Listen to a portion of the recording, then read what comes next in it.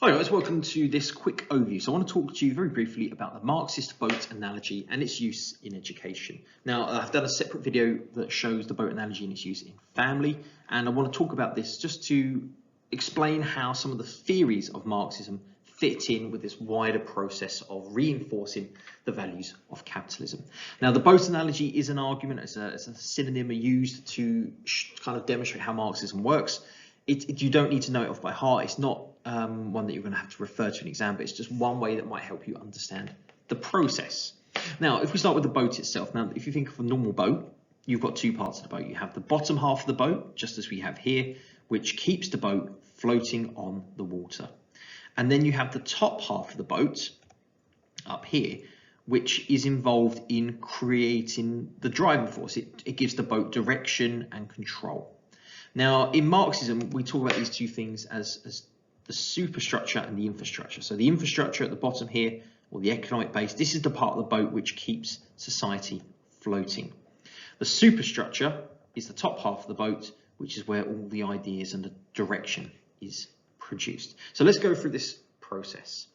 So if we start at the very bottom here, now the economic base, the infrastructure, the bottom half of our boat, is effectively the economy. It's where money is made. And you can see just these two little working class chaps at the bottom here doing all the hard work, throwing coal into the fire. They're keeping the boat in motion. They're keeping that boat moving and floating through their work. And that's what our economy is like. The working class produce the materials, they make the goods, which are sold often to working class and other groups, which makes money. That keeps the economy moving.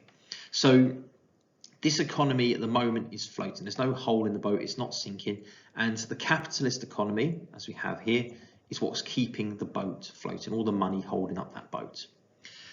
Now, this infrastructure, this base, communicates with the top half. So this top half of the boat, where all direction is given, the superstructure is communicated to by the infrastructure. So this communication takes place between these two parts of the boat. And ultimately, it's as it says in the speech bubbles, capitalism is working. Let's keep this going. Let's spread the word. So the superstructure takes on the job of spreading ideas and information, where all the norms and values are shared, where they're created. And this is done through socialization. Now, as we're talking about education, we are looking at secondary socialization here. And education is one of the institutions which is used to spread the message of the superstructure. Now, two thinkers that highlighted this, we have Bourdieu and we have Bowles and Gintis. Now, Bourdieu argued that the role of education is to reproduce class inequality.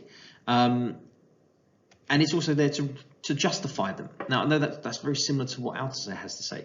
But ultimately, he said that the idea of habitus, the capitals, class capital, cultural capital, economic capital, all the values that we hold as part of habitus, education promotes these and benefits those who have them. The middle class who have higher habitus, more cultural capital, more economic, more social, more educational capital are given an advantage. It promotes this idea that those with higher capital are more deserving of support in society. Bowles and Gintis also suggested that the education system mirrors the workplace. They talk about how education takes place in the long shadow of work. So school reproduces the values of education. It teaches punctuality, cooperation, hierarchy, respect for those in power. The way that you're set on a task, you may not find it interesting, but you have to complete it. You do as you are told. All the values in education are preparing us for a world of work. They're teaching us the values we need to be part of the workforce. So this superstructure, education in particular, has taught us the norms and values we need to be a productive member of capitalist society. And part of those values is also not questioning the inequality that we see. We accept that the middle class must do better because they're better students. We don't question the advantage that their money and their contacts and their ability to go to private school, what that actually provides them. Now, Althusser continues this. So as we go through this process, as we're taught to do as we're told, listen to others, accept inequality, he argues that education is an I an ideological state apparatus. And what that means is that education teaches the ideas, the ideology, the values of the state, which in this case would be a capitalist state, and education is just a piece of equipment to pass those ideas down. Now, because education is working in the way that Bourdieu and Bauer-Gintis highlight, this ultimately reproduces class inequality. That means that every generation of working class kids underachieve, they end up in poor jobs, they don't succeed in society, they don't gain power, they don't gain wealth, and that keeps them in a lower position. And that's what capitalism wants. It needs a class of workers and a class of leaders or rulers or upper class. Now, education also legitimates, it justifies this inequality. And part of the arguments that Bauer-Gintis and other thinkers have put forward about meritocracy being promoted in education makes us think this is fair, this is normal, this is natural. And this is what they call the false class consciousness. This idea that we accept inequality without question because it seems normal. We don't understand that that's unfair. All of these processes so far together have ultimately reinforced capitalism, kept the working class in a weaker position, justified or made us accept the power of the ruling classes, and kept the two separate. So as we get into stage 5, the rich and the poor are divided. The bourgeoisie, proletariat, ruling class, working class, owners, workers, whatever you want to call them, they remain divided. One is doing well and succeeding, the other is underperforming. Now, Willis highlighted this in Learning to Labour, and he studied that the boys were bored in education, they were preparing for a working class job, and they basically used education to have a laugh and get ready for the boring jobs they knew they were going to end up in. There was almost this idea they knew they were going to end up in working class, low status jobs, and they used education as a training, a preparing for that.